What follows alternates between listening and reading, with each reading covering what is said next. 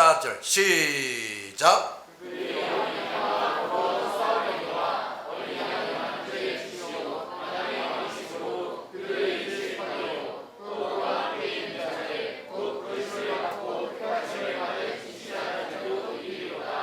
자, 이제 다 같이 따라하자. 큰 성 바벨론, 큰 음료. 여기 표현이 좀 다르지만 그건 마찬가지예요. 지금 이제 우리가 사는 시대는 이미 큰 성 바벨론의 시대다. 큰 음료가 지배하는 그런 시대야. 자, 봅시다. 그런데 이렇게 짐승에게 이용되어서 하나로 뭉친 적그리스도인들이 어린 양과 싸운다 했다. 어린 양, 어린 양이라는 표현을 썼어요. 여기서 어린 양은 예수 그리스도인데, 마지막 때에 모든 불신 세력이 하나가 되어 이 예수 그리스도와 싸우게 된다는 말에서 우리가 알아차려야 할 진리가 있다. 사람들이 뭐라고 해도 일단 세상 사람들이 하나님을 믿지 않으면서 지식을 쌓는다, 재물을 모은다, 문화 문명을 발전시킨다 하는 것들은 결국 사탄의 공작에 이용당하고 있는 것뿐이라는 사실과 그 결과는 철저히 패망을 당하는 것이다. 하나님을 믿으면서 지식을 쌓고 재물을 모으고 문화나 문명을 발전시킨다면 그것들이 결국은 하나님의 사업에 유익하게 쓰일 것이요 반드시 선한 결과를 얻을 것인데, 세상 사람들은 하나님을 버리고 그것들만을 열심히 추구함으로써 억울하게 사탄에게 이용만 당하다가 멸망하고 마는 것이다. 그러므로 우리 성도들은 이런 시각으로 우리의 현실을 보고 장래를 설계할 줄 알아야 한다. 우리 학생들은 결코 무작정 공부해서는 안 된다. 하나님의 뜻을 이루는 데에 목적을 두고 공부해야 그 공부한 것이 진정 쓸모가 있게 되고 선하고 복된 결과를 만들 수 있다. 그러므로 신앙생활은 불성실하게 하면서 공부는 열심히 하겠다는 어리석은 학생이 되지 말아야 한다. 알았지? 그리고 여기 그 적그리스도인들이 한 통속이 되어서 예수 그리스도와 싸운다고 표현하지 않고 어린 양과 싸운다고 표현하는 것을 주목해야 한다. 이 말의 의미는 첫째, 적그리스도인들이 최후의 목적으로, 최후의 적으로 삼는 대상이 누구냐? 바로 죄인들을 구속하기 위해 대신 십자가에서 죽으신 예수 그리스도라는 거예요. 예수께서 죄인들의 죄짐을 대신 담당하시고 그들을 대속하기 위해 죽어주셨고, 따라서 그 예수만 믿으면 모든 죄를 사함받고 영생 얻는다는 복음 진리가, 뭐가? 복음 진리가 마지막 때 세상 사람들의 최후의 적이 된다, 이런 말이에요. 그래서 예수가 그리스도라고 말하는 자들과 그런 집단을 저들이 극심히 핍박하게 된다는 말이다. 이것은 이미 6절에서 언급한 것이다. 그 여자가 누가? 음료지, 음료. 성경에서 나오는 음료가 성도들의 피와 예수의 증인들의 피에 취했다 했다. 이제 때가 되면 모든 불신자들이 복음 진리 자체를 극도로 싫어하고 증오하게 됩니다. 따라서 복음을 믿는 사람들과 교회와 모든 신앙적 운동과 행동이 극심한 핍박을 당하게 된다. 그런데 여기서 우리가 깨달을 비밀이 또 있다. 즉 그들의 그 핍박은 어디까지나 어린 양 예수 그리스도를 대항하는 것이라는 사실이다.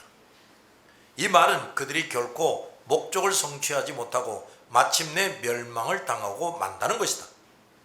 그러므로 우리들은 장차 어떤 핍박과 고통이 몰려올지라도 승리는 누구의 것이다?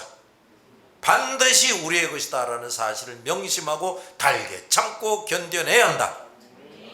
아마 모든 사람들의 입에서 이제는 예수교가 씨도 없이 사라지겠구나 하는 말들이 나올 정도로 교회와 성도들이 극심한 공경에 빠지게 될 것이다. 그러나 교회와 복음 진리는 결코 넘어지지 않고 반드시 살고 이긴다. 아멘. 문제는 이런 극심한 핍박 속에서도 누가 얼마나 자기 위치를 고수하면서 자기 할 일을 하느냐 하는 것이다. 우리의 관심과 노력은 이제 여기에 집중되어야 한다. 그런 무서운 환란이 오면 어떻게 하나 하고 근심할 것이 아니라 그것은 예언되어 있는 피할 수 없는 일이구나 생각하고, 그렇다면 아직 평안할 때 그때를 대비해서 나 자신을 튼튼히 가꾸고 준비해야겠다라고 결심하며 남들이 세상살이 하느라 여념이 없을 때 우리는 잠잘 것을 좀 덜 자고 가지고 누릴 것을 덜 가지고 덜 누리면서 나를 가꾸고 키워야 한다. 아멘. 이런 준비와 노력이 없이 잠깐 자다가는 갑자기 오는 신랑을 맞이하던 어리석은 다섯 처녀처럼 될 것이다. 그 다음 이 싸움의 결과가 14절 중간부터 나온다. 지금까지 짐승이 주도하는 열불의 역사, 즉 예수 그리스도를 반대하고 대적하는 적그리스도인들이 거대한 세력으로 하나로 뭉쳐서 예수 그리스도의 교회와 상대로 싸움을 벌이게 되는 것에 대해 배웠다. 그들의 공격의 핵은 다른 것이 아니라 우리의 복음 진리 자체라는 것을 알았다. 그런데 사람들이 생각할 때에는 그때 모든 교회와 그리스도인들이 완전히 망할 것처럼 여겨지겠으나 결과는 정반대로 그 적그리스도인들이 패배하고 교회와 성도들은 반드시 뭐한다? 승리한다는 말이다. 그런데 왜 그렇게 되느냐? 그 이유가 14절에 간단히 설명되고 있다. 첫째, 예수 그리스도가 승리하는데 그 이유는 그가 바로 만주의 주시오 만왕의 왕이시기 때문이다. 아멘. 예수 그리스도께서 모든 적대 세력을 반드시 이길 수밖에 없는 이유를 설명함에 있어서 그가 바로 만주의 주시오 만왕의 왕이기 때문이라는 설명처럼 분명한 설명이 없다. 왕은 절대 권력을 지니고 있다. 따라서 왕의 명령은 곧 법이요 그것을 어기는 자는 이유여하를 막론하고 엄벌에 처한다.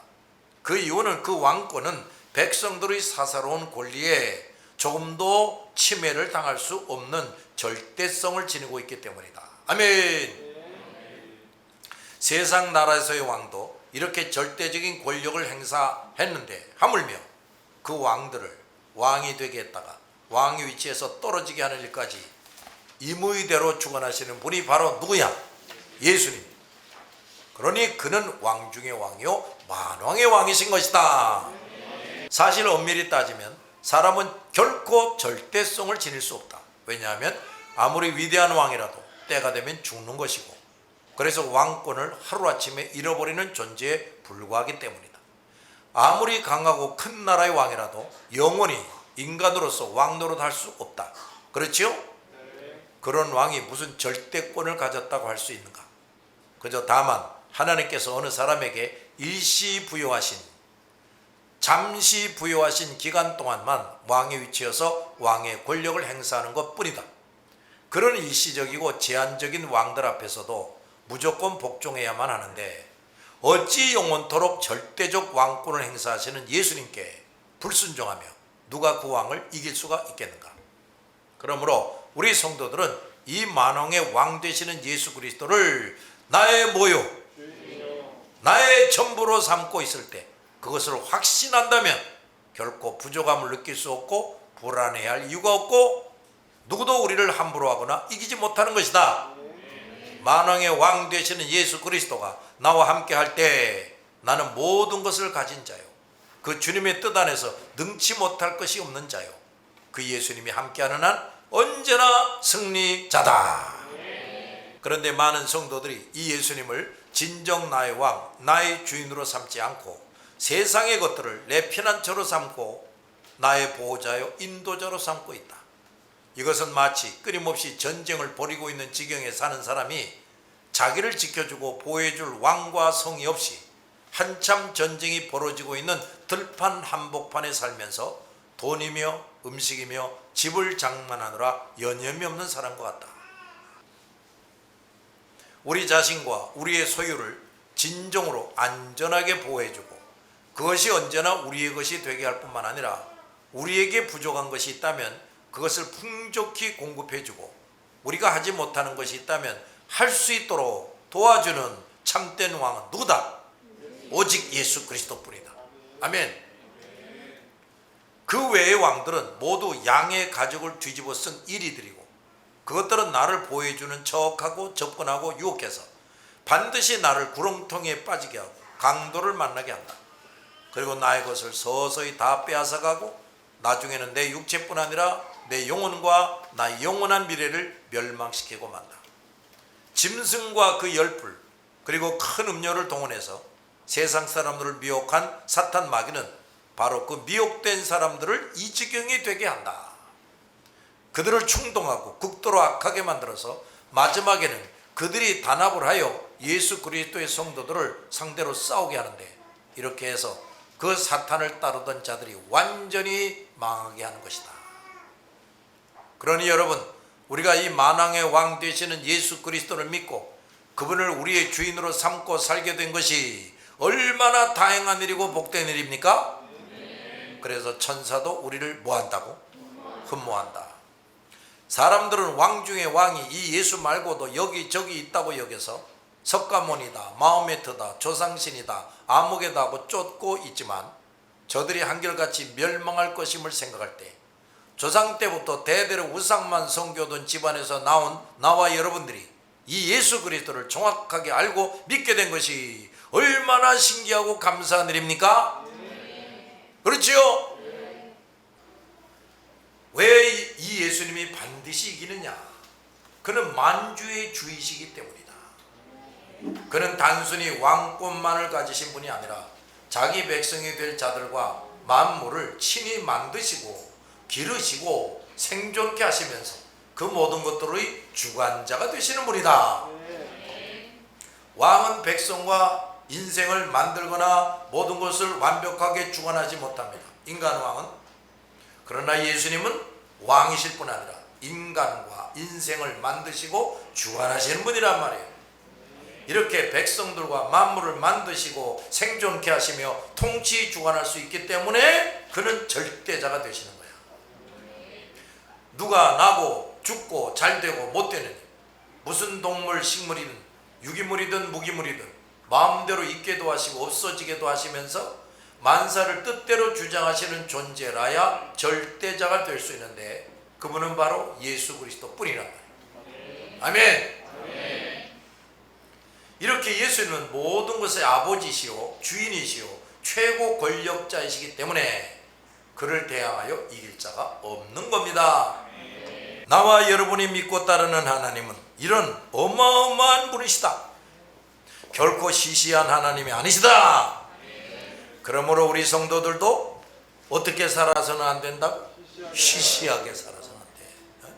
우리는 이런 하나님을 아버지로 모시고 있고 주인으로 삼고 사는 사람들답게 세상에서 다 같이 담대해야 하고 신중해야 하고 태연하고 침착하고 품위 있게 처신해야 된다. 이게 참말로 이래야 된다고 말이야. 응?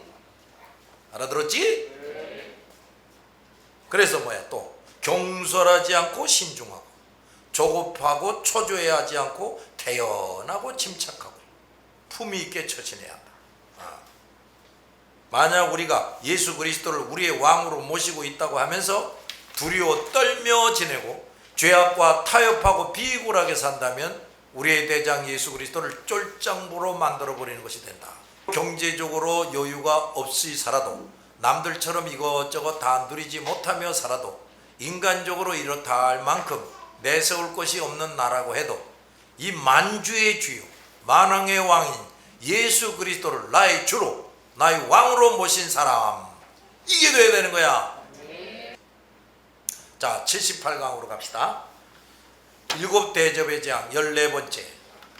자, 일곱째 대접의 재앙 8번째. 큰 음료의 정체.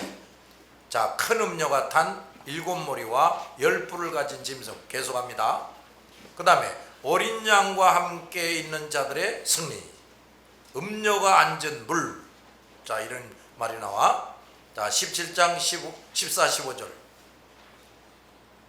시작.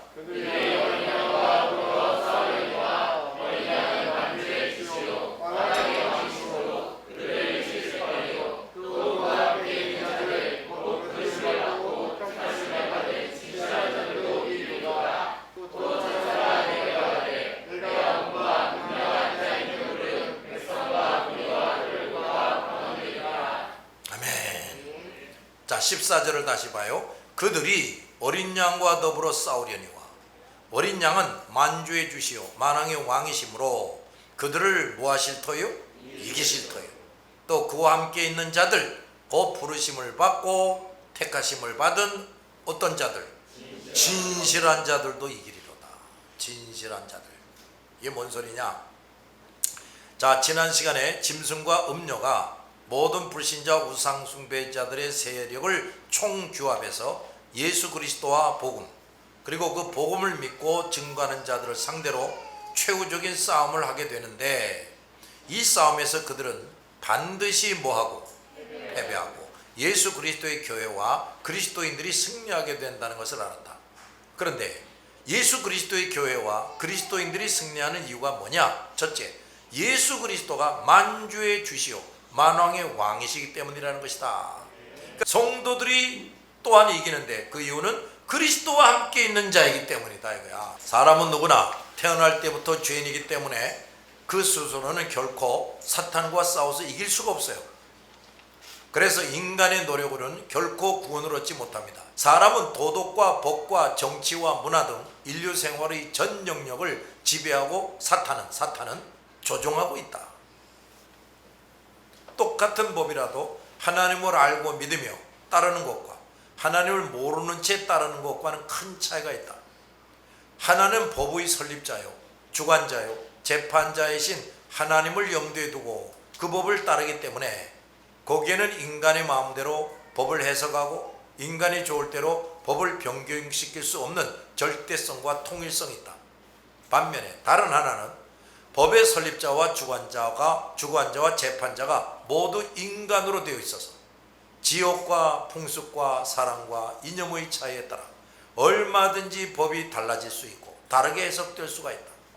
따라서 이 경우의 법이라는 것은 사실상 진정한 구실을 상실한 것이다. 이 경우에는 진정한 법도 없고 진정한 재판자도 없기 때문이다. 그러나 법의 진정한 주관자요 재판자이신 하나님께서 재판권을 누군가에게 부여하셨다면 그 재판권은 유효한 것이다. 알았지? 그러므로 하나님을 믿지 않는 자가 재판한다는 것은 우스운 것이다. 여하튼 모든 죄인은 자신이 알지도 못하게 사탄의 뭐를 당하고 있다? 속박을 당하고 있다. 그러니 그 스스로는 결코 사탄과 그의 역사를 이길 수가 없다. 그런데 만주의 주시오 만왕의 왕이신 예수 그리스도가 함께하는 사람이 되면 뭐 하는 사람? 함께하는 사람. 자기 멋대로 속으로 나 예수 믿습니다 그냥 그 정도가 아니고 그리스도가 함께하는 사람이 되면 그 예수 때문에 사탄의 속박은 사라지고 사탄을 이기게 된다. 아멘. 사탄을 이기는 방법은 오직 예수 그리스도를 믿고 영접하여 그분이 함께 해주시는 것뿐이다. 아멘. 예수님을 모시기 전에는 진정한 기쁨과 즐거움, 평안함을 다 빼앗겼는데 예수님을 모시면 우선 그 기쁨과 즐거움, 평안함을 되찾게 된다. 또 예수님을 모시기 전에는 소망이 없이 그저 한탄과 지루함과 절망 속에 살았지만 예수를 확실하게 모시면 사소한 것에서부터 큰 것에까지 소망으로 어떻게 되고 넘쳐오르고 생동감 있게 살게 되고 항상 시간에 뭐를 느껴? 부족함을 느끼고 아니 지금 시간을 아껴서 열심히 해도 그저 요만한 열매 맺을 똥말똥인데 열매를 맺기는 것하고 정신 차리라고 하나님이 자꾸 매만 때려서 난 매만 누라고 시간 다 보내고 있는데 이게 어떻게 되는 거야 이게? 그 얼마나 한심합니까? 무슨 말인지 들었나? 그러니까 매만 누라고 시간 자꾸 보내지 말고 이 사람아 또 큰 매 맞고 나서 질질 짤면서 용서해 주세요 그러지 말고 얼른 회개할 거 회개하고 얼른 고칠 거 고치고 그렇게 하라고. 그래서 경건 생활이 중요한 거야. 하루도 빼놓지 말고 말씀을 읽고 나를 들여다보고 그저 늘 그저 깨어서 회개하면서 기도하는 거지. 잘 들었지? 자 오늘은 여기까지 합시다. 자 기도합시다.